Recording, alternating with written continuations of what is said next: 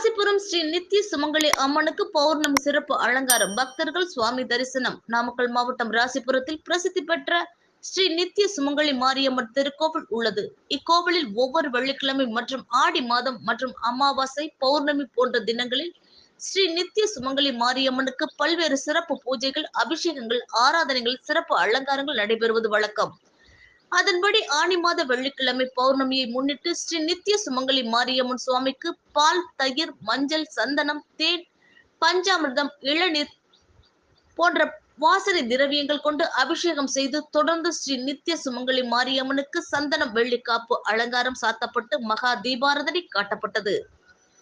வெள்ளிக்கிழமையை முன்னிட்டு ஏராளமான பக்தர்கள் நீண்ட வரிசையில் நின்று அம்மனை வழிபட்டனர். தொடர்ந்து பக்தர்களுக்கு பிரசாதங்கள் மற்றும் அன்னதானம் வழங்கப்பட்டது. இந்த சிறப்பு அலங்காரத்தை கோவில் பூசாரி சண்முகம் மற்றும் பெரிய பூசாரிகள் சிறப்பாக செய்திருந்தனர்.